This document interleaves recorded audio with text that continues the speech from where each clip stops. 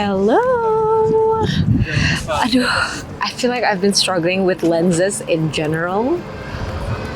I'm so bad at keeping them clean. So, guess where I am, guys? Coba kasih lihat dulu ya.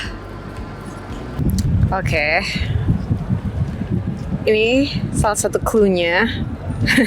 And this, guys, is Lake Geneva, and I am on the bridge. Let's walk this way. Jadi kalau kalian nanya, kenapa sih aku sendirian di Geneva sekarang ini? Beneran sendirian, karena aku kesini untuk sebuah conference. It's called Young Global Leader Summit. Aku itu tahun ini alhamdulillah keterima atau dinominasikan, lalu aku juga lolos cohort yang terakhir di 2025 for Young Global Leaders. Dan kalau kalian tanya Young Global Leaders itu apa sih? Sebenarnya it's a community of people between the ages of 30 to 40 yang dikurasi dan disupport oleh World Economic Forum.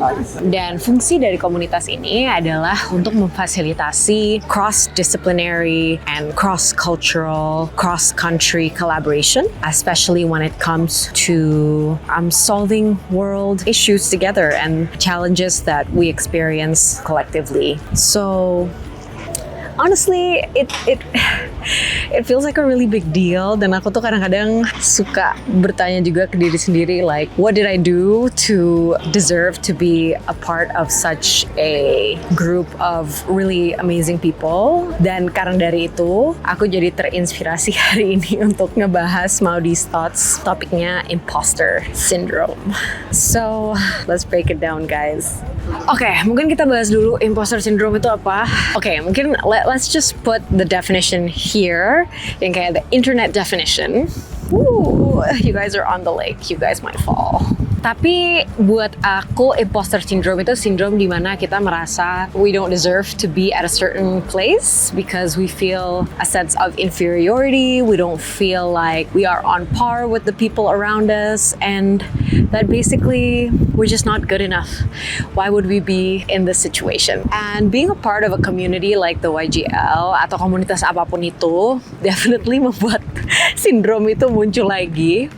Apalagi aku kaget banget, jadi kayak 2 minggu gitu sebelum conference-nya aku di email, terus aku diminta ngomong gitu jadi speaker di sesi Meet the Leader gitu. Jadi cohort aku atau pokoknya all the other YGL members itu bisa datang ke sesi aku. Oh my god. Dan di sesi aku itu bakalan talk show dan aku bakalan ngomongin authenticity and influence in leadership. So as you can imagine, langsung itu ya muncul kayak, why? Oh my gosh, like what am I gonna say? How is this gonna be of value to anybody? Like, does anyone even want to hear my story? And all of those things. Jadi the syndrome is very real, and basically long story short, I was feeling that way all throughout. Nah, tapi anyway, dengan berjalannya conference-nya dan berjalannya waktu in general, when I feel this way, aku sadar bahwa oh ternyata aku tuh punya beberapa tips atau coping mechanism kali ya yang aku bisa share ke teman-teman gitu. Kalau misalnya kalian merasakan hal yang sama. Okay, by the way, I'm just sitting on the streets. Yang pertama yang membantu aku adalah saying it out loud, acknowledging it. Yeah, I'm feeling a certain way. I'm feeling a little insecure. I don't feel 100% confident about this and about the value that I bring to the table relative to the other people in that room. And I am feeling these emotions gitu. Kenapa sih penting banget untuk ada proses kayak pengakuan itu? Karena menurut aku pengakuan itu level 1 dari kita addressing that issue. Kalau kita nggak ada proses pengakuan itu, kita jadi kayak in denial, padahal kita ngerasa gitu terus gitu, dan itu sebenarnya kayak memperparah situasi in my experience. So even acknowledging that I'm feeling that way is a step, and it immediately makes me feel better because I just feel, okay, I feel this way, and then I can kind of maybe do the other steps or like try to rationalize it gitu. Because, you know, not all of our feelings are factual or grounded on reason, right? Feelings are feelings for a reason.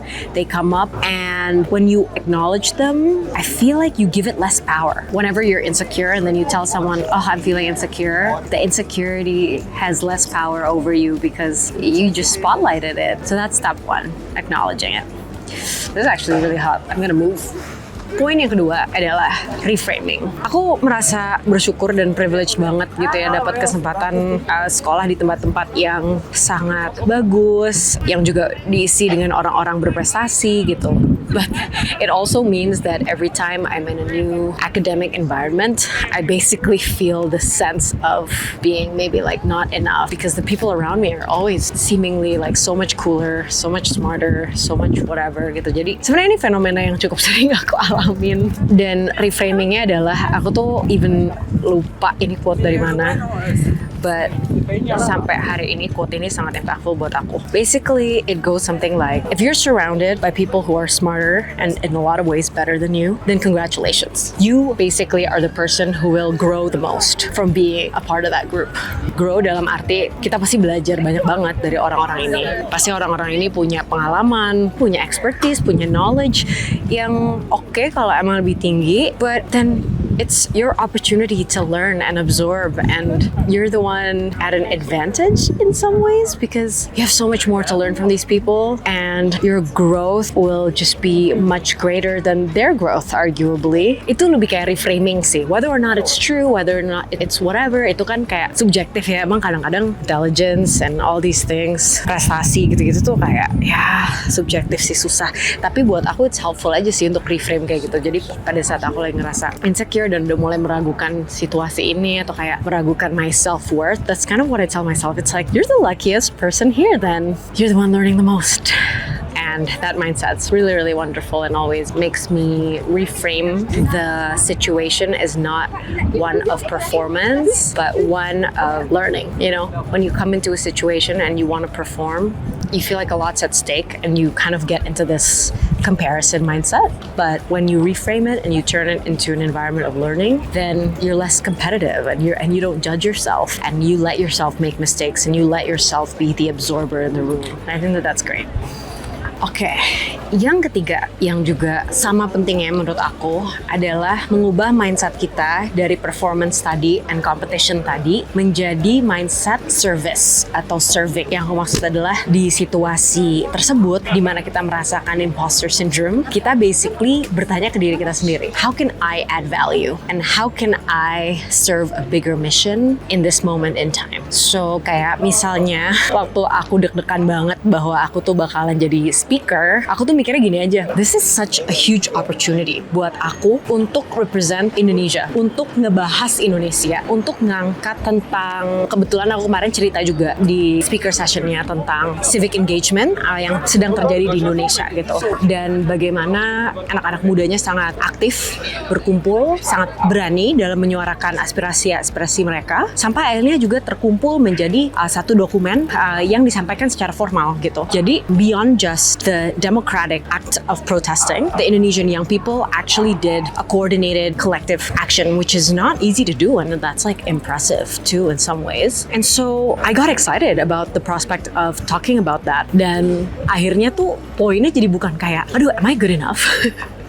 Or will people care about what I get to say or all these things, tapi lebih kayak internally kayak this is important to me. Representing my country in this format, being a storyteller from Indonesia is important to me, and it matters to highlight this on a global stage. Dan karena aku ubah jadi kayak punya misi yang lebih besar dari diri aku sendiri, aku merasa jadi kayak nggak terlalu caught up in like my own sense of ego, my own sense of inferiority versus superiority. Like it doesn't matter anymore because my mission is bigger than that, and it's bigger than me, and it's not about me. So I guess that's maybe what I'll say. Aku tuh ngerasa ya terinspirasi aja sih untuk ngebahas ini, karena aku rasa ini banyak kita alamin mungkin ya gitu, ngerasa not good enough, mempertanyakan diri kita sendiri, our own self-worth dalam konteks macam-macam. And this is basically, I guess, just some tips, some hacks to get you out of your own head, and yeah, for you to feel okay and feel empowered again. That's it for me. I hope to be doing more Maldives thoughts while I'm here, karena I'm also solo traveling, and turns out it's not that easy, guys. As in, bukan not that easy sih, tapi there are just some challenges about solo traveling too, mainly around doing things that feel more natural when you do it together. Anyway, that's it for me and my Maldives thoughts on imposter syndrome. I'll see you guys soon.